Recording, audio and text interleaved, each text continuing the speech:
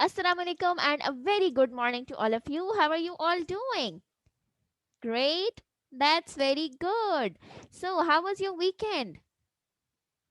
Was it good? That's great. And tell me how many of you have revised the lectures? Great. I have a lovely class, right? Okay. So, tell me what was the topic we were covering in the last week? Fractions. Excellent. We covered the topic fractions, right? Okay. So, is there any confusion in whatever we have done right now? Everything is clear? That's great. So let's take a small quiz before starting the class. Okay. So we will basically end the topic fraction today, and then from inshallah tomorrow's class we will be starting with the new unit. Okay. So let's quickly revise whatever we have covered up till now. Okay. So tell me, what does fraction means? Yes. Who is going to tell me what does fraction means? Raise your hands. Hurry up. Okay, Ahmed will tell. Yes, Ahmed. What does fraction means? Excellent. Fraction means parts of a whole, right? Okay, great.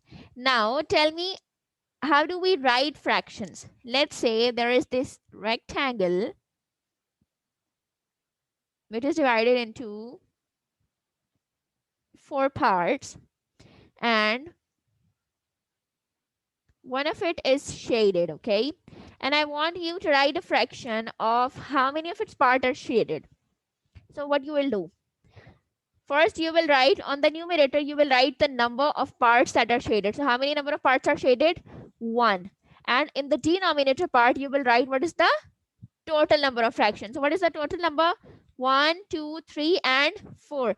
So the fraction would be 1 over 4, right? Okay. So tell me now, how many ways are there to read out a fraction? How will you read this? 1 over 4, 1 upon 4, 1 by 4. Excellent. And what is the standard method? Excellent. 1/4. Very well done. And what is the fourth? Fourth is an ordinal number. Great. So how do we read out fractions in the standard method? We take help from ordinal number names, and for the denominator part we use the ordinal number name, and for the numerator part we use the normal number name, right? As we will call it as fourth, and the normal number name is 1, so the fraction name is 1/4, right? Excellent. Okay, so now I'm going to share the screen with you. There is this picture, and you will help me read out those fractions, and then we will start with today's lecture. Okay, so show me a thumbs up if my screen is visible to you. Okay, is it visible? Excellent. Okay, so let me zoom it a bit so that you can. Okay, look at the very first one. It's a circle, right? How many of its parts are colored? Only one. And what is the total number of parts?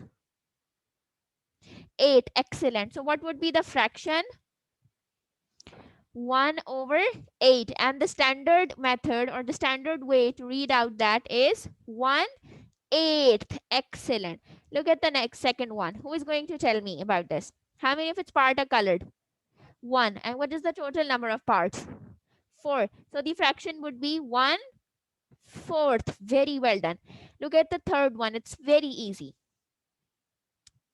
2 parts and 1 is shaded. So what do we call it as? 1/2. Very well done. Look at the fourth one. How many of its parts are colored? Only 1. And what is the total number of parts? 6. So the fraction would be 1/6, right? Okay, look at the next one. It's like more like a wheel, right? Okay, how many of its parts are colored? 1. And what is the total number of parts? 8. Very well done. So the fraction would be again 1/8, right? Okay, look at the next one, the sixth one. Who is going to tell me? Yes, Sarah, you tell me. How many of parts are colored? 3. And what is the total number? 8. So the fraction would be 3 upon 8 or 3/8, right? Okay, how will we write it? Now you see, the same procedure will be used. Even if the number is increased, previously whatever the fractions you have practiced, they were in the numerator part, we have only 1, right? Now in the numerator part we have 3 and denominator part we have 8.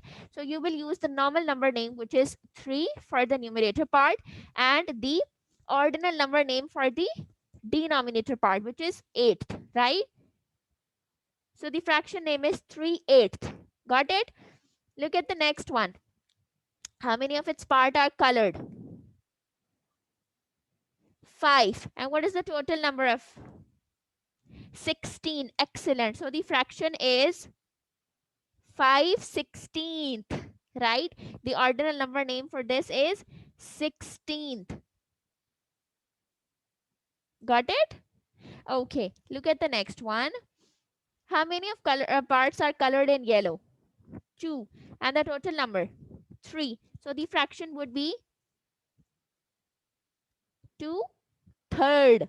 We don't call it as 3th, right? Third, 2/3. Got it? Because the ordinal number name for number 3 is third. Like we call it as first, second, and third. Got it?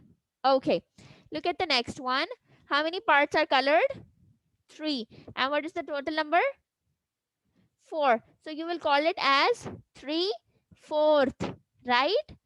Okay, great. Look at the next one. The colored parts are 5. And the total number is 8. So the fraction would be 5/8, right? And the last one. How many of its parts are colored? 7. And what is the total number? 8. So the fraction is 7/8. Got it? Okay, so we have revised and through this activity how we can read out fractions and how we can write them as well, right? Now I want all of you or before starting the exercise, let's quickly watch the video as well, which is on Edward channel about reading and writing fractions, and then we will start the book page. Okay. Let's learn about reading fractions and writing fractions. An introduction. 1 upon 4. 1 here is a numerator and 4 is a denominator. You can also say 1/4, 1 upon 4, or 1/4. There are different ways to say it. Standard method says that this is 1/4. In general use, you call it a quarter. And there are many other variations. Okay, so you have seen that how do we call or how do we read out fractions? That for the numerator part we use the normal number name, and for the denominator part we use the ordinal number name, right? Okay, now I want all of you to open your book page number 38. This is your last page of this topic, which is fractions, and the activity is very interesting. What you are supposed to do, you are supposed to tick the fractions that describe the crossed out objects in each set. There are different sets of objects given to you, and some of them are crossed out. What you are supposed to do, you are supposed to take the fraction which tells you about the crossed out objects. Let me explain this to you. Look at the very first one. Count the number of mangoes. 1, 2, 3, 4, 5, 6, 7, and 8. And how many of them are crossed? 2. So what would be the fraction? 2/8 or 2/8. Got it? Excellent. Who is going to tell me about the second one? How many of pineapples are crossed out? 2. And what's the total number? 6. So the correct option is second one. Very well done. Look at the third one. How many bananas are there? 7. And how many of them are crossed out? 6. So the correct answer is number 1. Very well done. Look at the next one. How many? Yes, how many sweet pies are there? 8. And how many of them are crossed out? All of them. So the right answer is the last one. Great. Look at the apples. What is the total number of apples?